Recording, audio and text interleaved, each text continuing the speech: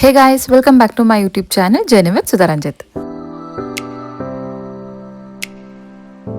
ಇದು third day in ಪುಕೆಟ್. ಇವತ್ತು city tour ಹೋಗಬೇಕಾಗಿತ್ತು, ಅದಕ್ಕೆ ಬೆಳಗ್ಗೆನೇ ಎದ್ದು ಬ್ರೇಕ್ಫಾಸ್ಟ್ ಮುಗಿಸಿ ಆಮೇಲೆ ಹಾಫ್ ಡೇ ಸಿಟಿ ಟೂರ್ ಹೋಗೋಣ ಅಂತ ಪ್ಲಾನ್ ಮಾಡಿದ್ವಿ. ಬ್ರೇಕ್ಫಾಸ್ಟ್ಗೆ ನಾವು ಇಂಡಿಯನ್ಸ್ ತಿನ್ನೋ ಥರ ಏನೂ ಹಂಗಿರ್ತಾ ಇರಲಿಲ್ಲ. ಎವ್ರಿ ಡೇ ಫ್ರೈಡ್ ರೈಸ್ ಇರ್ತಾ ಇತ್ತು. ನಾವು 10 ಡೇಸ್ ಥೈಲ್ಯಾಂಡ್ ಟ್ರಿಪ್ಪಲ್ಲೂ ಫ್ರೈಡ್ ರೈಸ್ ಕಂಪಲ್ಸರಿ ಇಟ್ಟಿರ್ತಾ ಇದ್ರು ಅವರು. ಫ್ರೈಡ್ ರೈಸ್ ಸ್ವಲ್ಪ ತಿಂದು ಬೇಕ್ರಿ ಐಟಮ್ಸು ಮತ್ತು ಫ್ರೂಟ್ಸಲ್ಲಿ ಮ್ಯಾನೇಜ್ ಮಾಡ್ಕೊತಾ ಇದ್ವಿ ನಾವು ಆಚೆ ಎಲ್ಲನೂ ಹೋದಾಗ ಇಂಡಿಯನ್ ರೆಸ್ಟೋರೆಂಟ್ ಕಾಣುತ್ತಲ್ಲ, ಆಗ ಲಂಚ್ ಅಥವಾ ಡಿನ್ನರ್ ಏನಾನ ಅಲ್ಲಿ ಮುಗಿಸ್ಕೊತಾ ಇದ್ವಿ.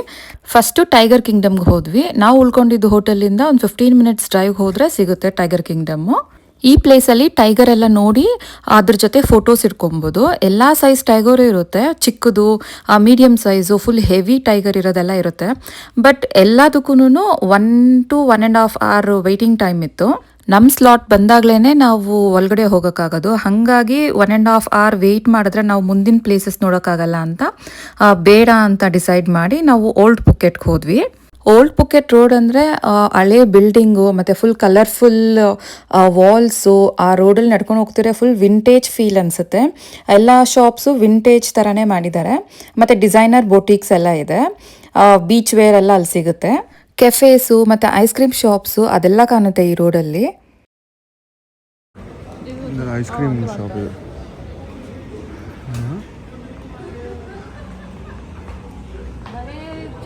ಅಂಗಡಿಗಳು ಮತ್ತೆ ಕೆಫೆಗಳು. ಅಮೃತ್ಸರ್ ಇಲ್ಲೊಂದು ಐತೆ ನೋಡಿ.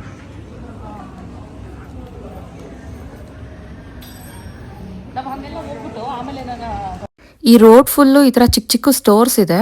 ಅಲ್ಲಿ ಈ ಕ್ರಾಫ್ಟ್ ಐಟಮ್ಸು ಮತ್ತು ಏನೇನ ಡಿಸೈನರ್ ಕ್ಲಿಪ್ಸು, ಬ್ಯಾಂಡ್ಸು, ಈ ಥರ ಟಾಯ್ಸು ಎಲ್ಲ ಸಿಗುತ್ತೆ.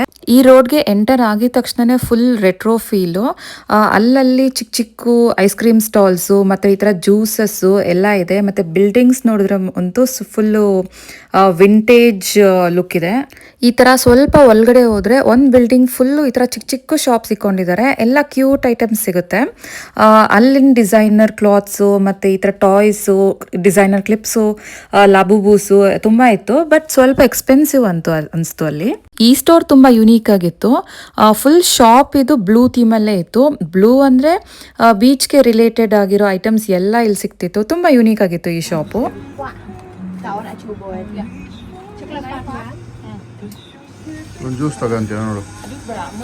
ಇದೊಂದು ಕ್ಯೂಟ್ ಕೆಫೆಗೆ ಹೋಗಿದ್ವಿ ಓಲ್ಡ್ ಪುಕೆಟ್ ಟೌನಲ್ಲಿ.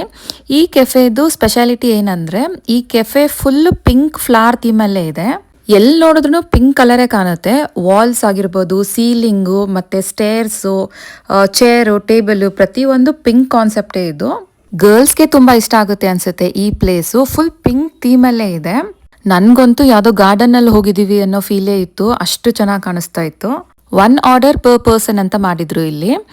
ಯಾಕಂದರೆ ತುಂಬ ಜನ ಏನು ಮಾಡ್ತಾರೆ, ಸುಮ್ಮನೆ ಬಂದು ಕೆಫೆ ಎಲ್ಲ ನೋಡಿಕೊಂಡು ಫೋಟೋಸ್ ಇಟ್ಕೊಂಡು ಹೋಗ್ತಾರೆ ಅಂತ ಈ ಥರ ರೂಲ್ ಮಾಡಿದ್ರು ಅಲ್ಲಿ.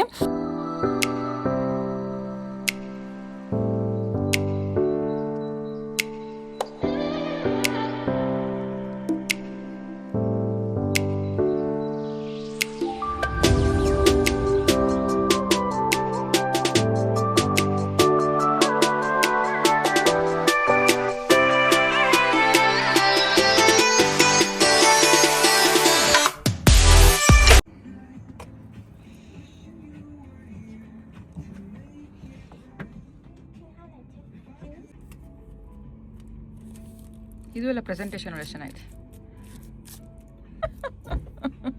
Happy anniversary.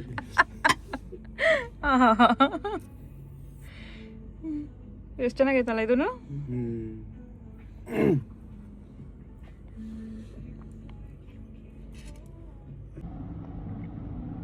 ಫುಲ್ ಸ್ವೀಟ್ ಆಗೈತೆ. ಟೇಸ್ಟ್ ಮಾಡಿ ಫೀಡ್ಬ್ಯಾಕ್ ಹೇಳಿ. ಚೆನ್ನಾಗೈತೆ.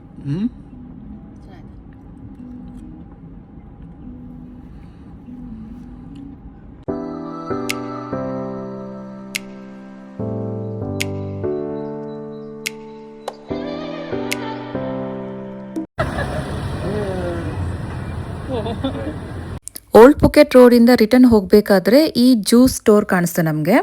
ಅದು ಯಾರೋ ಒಬ್ಬರು ತೊಗೊಂಡು ಹೋಗ್ತಾ ಇದ್ರು. ಅವ್ರು ಆ ಜ್ಯೂಸ್ ಪ್ರೆಸೆಂಟೇಷನ್ ನೋಡಿದ ತಕ್ಷಣ ನಮ್ಗೆ ಯಾಕೋ ಟ್ರೈ ಮಾಡಬೇಕು ಅನಿಸ್ತು. ಅಷ್ಟು ಚೆನ್ನಾಗಿ ಕಾಣಿಸ್ತಾ ಇತ್ತು. ಮ್ಯಾಂಗೋ ಜ್ಯೂಸು ತುಂಬ ಟೇಸ್ಟಿಯಾಗಿತ್ತು. ನಂಗೆ ಜ್ಯೂಸ್ಗಿಂತ ಆ ಪ್ರೆಸೆಂಟೇಷನ್ ತುಂಬ ಇಷ್ಟ ಆಯಿತು. ಅದಕ್ಕೆ ಇದೊಂದು ಕ್ಲಿಪ್ಪಿಂಗ್ ಹಾಕಿದ್ದೀನಿ. ಜ್ಯೂಸ್ ವಿಡಿಯೋ ಮಾಡ್ತಾ ಇದ್ದೀನಿ.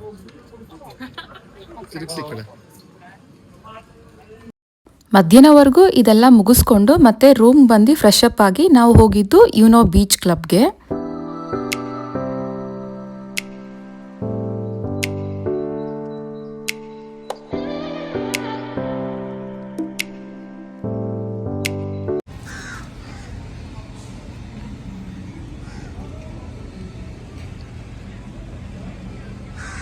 ಅಲ್ಲಿ ನೋಡು, ಅದೇ ಪಾರ್ಕಿಂಗ್ ಆಗ್ತಾರಲ್ಲ ಮಾಲಲ್ಲಿ.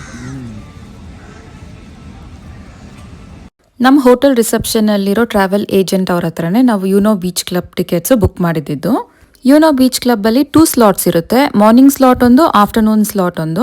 ಆಫ್ಟರ್ನೂನ್ ಅಂದರೆ 2 o'clock ಇಂದ ನೈಟ್ 9:30ವರೆಗೂ ನಾವು ಆಫ್ಟರ್ನೂನ್ ಸ್ಲಾಟ್ ಬುಕ್ ಮಾಡ್ಕೊಂಡಿದ್ವಿ. ನಮ್ಮ ಹೋಟೆಲಿಂದ ಯುನೋ ಬೀಚ್ ಕ್ಲಬ್ ಫೆರಿ ಪಾಯಿಂಟ್ಗೆ ಒಂದು 45 minutes to 1 hour ಆಯಿತು. ಫೆರಿ ಪಾಯಿಂಟ್ ಹತ್ರನೇ ಯುನೋ ಬೀಚ್ ಕ್ಲಬ್ ಅವ್ರದ್ದೊಂದು ಆಫೀಸ್ ಇರುತ್ತೆ. ಅಲ್ಲಿ ನಾವು 2 o'clock ರೀಚ್ ಆದರೆ ಸಾಕು.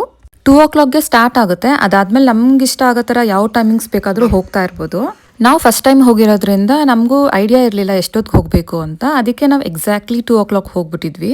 ಯುನೋ ಬೀಚ್ ಕ್ಲಬ್ ಆಫೀಸಲ್ಲಿ ನಮ್ಮ ಟಿಕೆಟ್ಸ್ ಎಲ್ಲ ನೋಡಿ ಹಾಗೆ ಬ್ಯಾಗ್ ಚೆಕಿಂಗ್ ಎಲ್ಲ ಇರುತ್ತೆ. ಅದಾದಮೇಲೆ ವೆಲ್ಕಮ್ ಡ್ರಿಂಕ್ ಕೊಡ್ತಾರೆ ನಮಗೆ. ಆ ವೆಲ್ಕಮ್ ಡ್ರಿಂಕ್ ಮುಗಿಸೋಷ್ಟರಲ್ಲಿ ಸ್ಪೀಡ್ ಬೋಟ್ ರೆಡಿ ಇರುತ್ತೆ.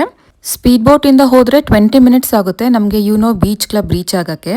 World's first floating beach club ಇದು. ತುಂಬಾ ಚೆನ್ನಾಗಿತ್ತು ಆಚೆ ಸ್ಪೀಡ್ ಬೋಟಿಂದ ಈ ವ್ಯೂ ನೋಡೋಕ್ಕೆ. ನಾವು ಬೀಚ್ ಕ್ಲಬ್ ರೀಚ್ ಆಗೋಷ್ಟರಲ್ಲಿ ಆಲ್ಮೋಸ್ಟ್ 2:30 ಆಗಿತ್ತು. ಇನ್ನು ಸ್ಟಾರ್ಟಿಂಗ್ ಅವರ್ಸ್ ಅಂತ ಫುಲ್ ಖಾಲಿ ಇತ್ತು.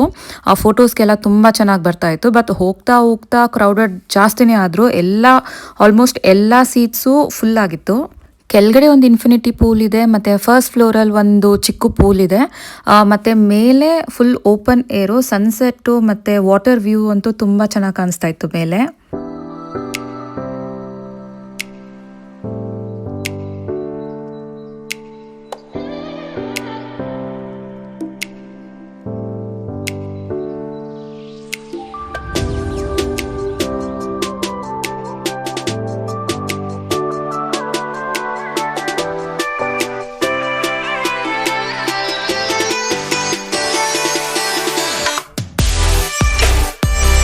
ಟೈಮ್ ಆಗ್ತಾ 4:35 ಆಗಷ್ಟರಲ್ಲಿ ಫುಲ್ಲು ಕ್ರೌಡೆಡ್ ಆಗೋದ್ರು. ನಾವು ಹೋದಾಗ ನೋಡೋಕ್ಕೆ ತುಂಬ ಚೆನ್ನಾಗಿ ಕಾಣಿಸ್ತಾ ಇತ್ತು ಪೂಲ್ ಮತ್ತು ಆ ಸ್ಕೈ ವಾಟರ್ ಎಲ್ಲನೂ. ಬಟ್ ಲೇಟ್ ಆಗ್ತಾ ಫುಲ್ ಕ್ರೌಡೆಡ್ ಆಗೋದ್ರು.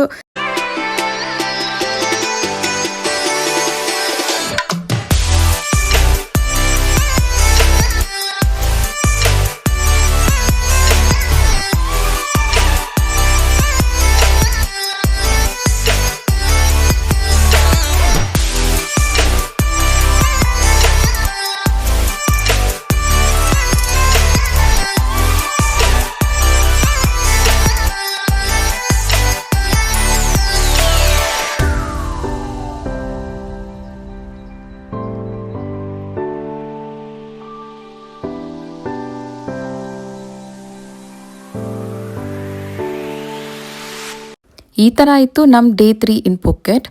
ಪುಕೆಟಲ್ಲಿ ನಾವು 3 days ಸ್ಪೆಂಡ್ ಮಾಡಿದ್ವಿ. ನೆಕ್ಸ್ಟ್ ಎಲ್ಲಿಗೆ ಹೋಗ್ತೀವಿ ಏನು ಅಂತ ನಾನು ನೆಕ್ಸ್ಟ್ ವ್ಲಾಗಲ್ಲಿ ತಿಳಿಸ್ತೀನಿ. ನನ್ನ ವ್ಲಾಗ್ ನಿಮ್ಗೆ ಇಷ್ಟ ಆಗಿದ್ರೆ ಲೈಕ್, ಶೇರ್ ಆ್ಯಂಡ್ ಸಬ್ಸ್ಕ್ರೈಬ್ ಮಾಡಿ. ಮತ್ತು ನನ್ನ ನೆಕ್ಸ್ಟ್ ವ್ಲಾಗ್ಸ್ಗೋಸ್ಕರ ವೆಯ್ಟ್ ಮಾಡ್ತೀರಿ ಅಂತ ಹೇಳ್ತಾ ನಾನು ಈ ವ್ಲಾಗ್ನ ಇಲ್ಲಿ ಎಂಡ್ ಮಾಡ್ತಾ ಇದ್ದೀನಿ. Thank you for watching. Keep supporting me.